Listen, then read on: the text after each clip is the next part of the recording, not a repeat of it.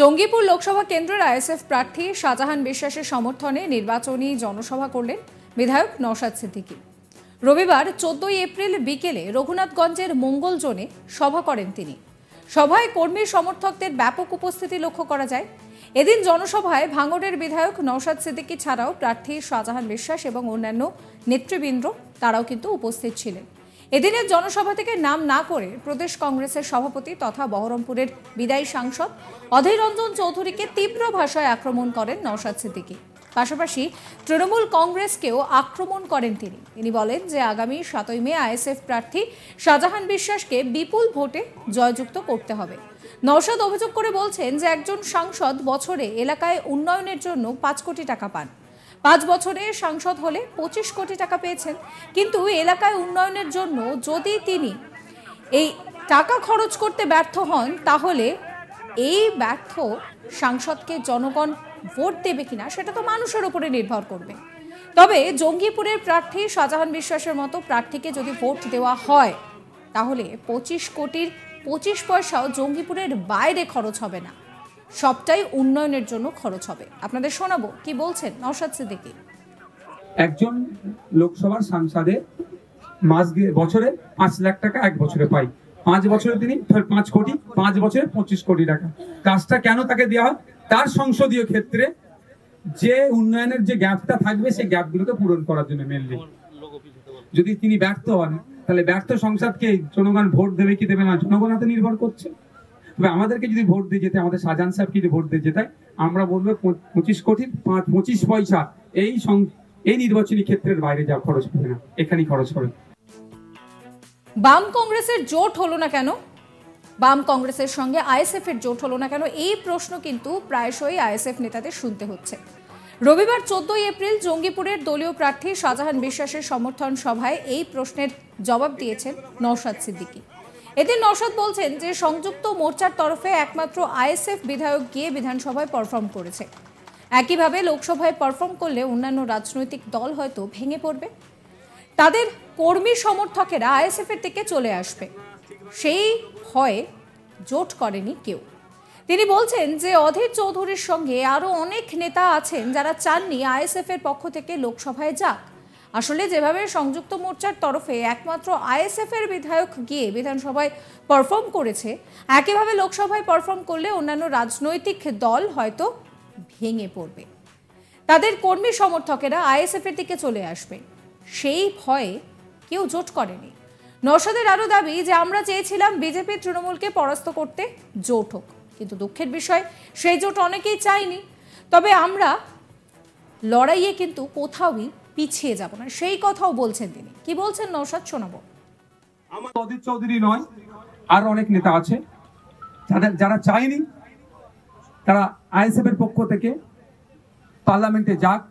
যেভাবে সংযুক্ত মোর্চার পক্ষ থেকে পার্লামেন্টে গিয়ে আইনসভার মধ্যে গিয়ে রাজ্যের একমাত্র সংযুক্ত মোর্চা তথা আইএসএফ এর বিধায়ক যেভাবে পারফরমেন্স করছে, যদি আইএসএফ এর পক্ষ থেকে তখন চলে যায় একই পারফরমেন্স করে, তাহলে অন্য রাজনৈতিক দল হয়তো ভেঙে পড়বে, তাদের কর্মী সমর্থকরা আইএসএফ এর দিকে চলে আসবে। এই ভয়ে অনেকে আমাদের সাথে জোট করেনি।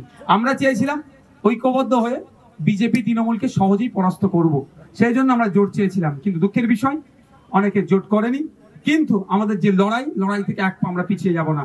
আমাদের কষ্ট করতে হবে, ক্ষমতা একটু বেশি লাগবে, বেশি সময় দিতে হবে, কিন্তু আমরা লক্ষ্যে অবিচল, বিজেপি তৃণমূলকে আমরা পরাস্ত করব। এখন পর্যন্ত 17টিতে দিয়েছি।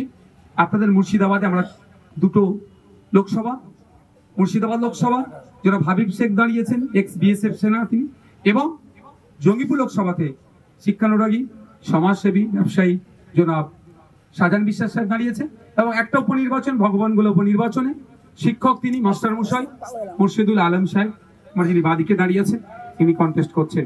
এবং রাজ্যের বাকি আর টোটাল মিলিয়ে লোকসভাতে আমরা 17 জায়গায় এখনো পর্যন্ত প্রার্থী দিয়েছি। এই নিয়ে আমার কলিগ গোপালের একটি রিপোর্ট দেখাবো।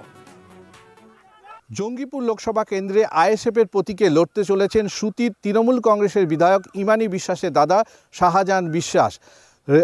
শুধু তাই নয়, এই ইমানি বিশ্বাসের পরিবারের 3টি গুরুত্বপূর্ণ সদস্য তৃণমূল কংগ্রেসের 3টি গুরুত্বপূর্ণ পদে রয়েছেন, যার মধ্যে এই শাহজাহান বিশ্বাস বিশ্বাসের ভাই ইমানি বিশ্বাস, তিনি সুতির বিধায়ক রয়েছেন তৃণমূল কংগ্রেসের। অন্যদিকে তার স্ত্রী শাহজাহান বেগম সেই পঞ্চায়েত সমিতির সদস্য রয়েছেন। পাশাপাশি শাহজাহান বিশ্বাসের ভাইয়ের বউ অর্থাৎ মুর্শিদাবাদ জেলা পরিষদের সভাধিপতি রুবিয়া সুলতানা, এই একই পরিবারের 3 সদস্য তৃণমূল কংগ্রেসের 3টি গুরুত্বপূর্ণ পদে আসীন রয়েছেন। এবং এবার সেই পরিবারেরই এক সদস্য শাহজাহান বিশ্বাস আইএসএফের প্রতীকে 2024-এর লোকসভা নির্বাচন লড়তে চলেছেন। এই খবর ছড়িয়ে পড়তেই রীতিমতো রাজনৈতিক মহলের জল্পনা শুরু হয়। পাশাপাশি 2024-এর লোকসভা নির্বাচনের আইএসএফের প্রার্থী হিসেবে শাহজাহান বিশ্বাসের সমর্থনে গতকাল ভাঙড়ের আইএসএফের একমাত্র বিধায়ক নওশাদ সিদ্দিকী মুর্শিদাবাদ জেলার রঘুনাথগঞ্জের মঙ্গলজোন এলাকায় নির্বাচনী সভা করেন শাহজাহান বিশ্বাসের সমর্থনে। এই সভা থেকে তিনি বক্তব্য রাখতে গিয়ে স্বভাবতই রাজ্যের শাসক দল তৃণমূল কংগ্রেস এবং বহরমপুরের সাংসদ তথা প্রদেশ কংগ্রেস সভাপতিকে তীব্র আক্রমণ করেন। এবং এই সভার মঞ্চ থেকে জোট প্রসঙ্গে বক্তব্য রাখতে গিয়ে তিনি বলেন যে শুধু অধীর চৌধুরী নন, রাজ্যের অনেক নেতারাই চাননি যে আইএসএফের সাথে বাম কংগ্রেসের জোট হোক। কারণ হিসেবে তিনি বলেছেন যে রাজ্যের একমাত্র আইএসএফের বিধায়ক, যিনি রাজ্যের বিধানসভায় গিয়ে যে পারফরমেন্স দেখাচ্ছেন সেই একইভাবে কেন্দ্রের পার্লামেন্টে গিয়েও পারফরমেন্স দেখাবেন, তাই অনেক নেতারা চাননি বলেই সেই জোট হয়নি। এবং জোট না হওয়ার কারণে তারা ভেবেছেন যে যদি সেই একই পারফরমেন্স পার্লামেন্টে গিয়ে দেখান তাহলে তাদের দলের অনেক সমর্থক এবং কর্মীরা স্বভাবতই আইএসএফের দিকে ঝুঁকে পড়বে এবং এই ঝুঁকে পড়ার ফলেই তারা ভয় পেয়েছেন এবং তারা জোট করেননি। অন্যদিকে তিনি বলেন যে আমরা চেয়েছিলাম যে ঐক্যবদ্ধ হয়ে রাজ্যের শাসক দল তৃণমূল কংগ্রেস এবং কেন্দ্রের বিজেপির বিরুদ্ধে লড়তে, কিন্তু তারা চাননি বলেই জোট হয়নি। কিন্তু আমরা এক পাও পিছু হটব না, আমাদের লড়াই জারি থাকবে। পাশাপাশি তিনি আরও অন্য প্রসঙ্গে বলেন যে মুর্শিদাবাদ জেলার 3টি লোকসভা কেন্দ্রের মধ্যে মুর্শিদাবাদ এবং জঙ্গিপুর এলাকা 2টি লোকসভায় তিনি প্রার্থী দিয়েছেন এবং অন্যদিকে ভগবানগোলা বিধানসভার উপনির্বাচনেও প্রার্থী দিয়েছেন এবং রাজ্যের মোট 42টি লোকসভা আসনের মধ্যে 17টি আসনে তিনি প্রার্থী দিয়েছেন বলে জানিয়েছেন এই সভার মধ্যে দিয়ে। পাশাপাশি তিনি এই সভার মধ্যে দিয়ে সাধারণ মানুষের প্রতি আহ্বান করেন যে আইএসএফের প্রার্থীদের বিপুল ভোটে জয়যুক্ত করার জন্য। মুখ্য অতিথি আমাদের ইন্ডিয়ান সেকুলার ফ্রন্টের সাবস্ক্রাইব করবেন আজ তাক বাংলার ইউটিউব চ্যানেলকে।